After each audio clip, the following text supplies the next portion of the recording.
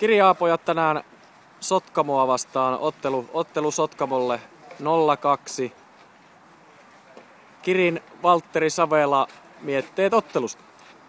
No siinä lähdettiin ihan ensimmäisellä jaksolla mallikkaalla ilmeellä pelaamaan ja saatiin sinne pari juoksua heti alkuun, että saatiin hyvää hurmos siihen ja räpyilläkin kesti sille ihan kohtuullisen hyvin, mutta sitten kaveri lopussa meni ohi ja se vähän sitten heijasti toiselle jaksolle, että oli vähän nurmalaisia aaltoja ja siinä kaveri sitten pääsi vähän hyvilläkin lyönneillä, välilyönneillä niin monta juoksua sinne tekemään ja sisäpeli rullasi. Mutta se kun oltaisiin saatu se ensimmäisen jakson ilme piettyä, niin se olisi kyllä ollut hyvä, että lähdettiin ihan omaa peliä pelaamaan hyvin siinä.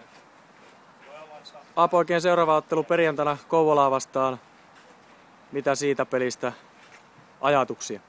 No ei mitään, Kouvola vastaan on tullut pelattua tänäkin kesänä jo muutaman kerran. Tuttuja äijä siellä.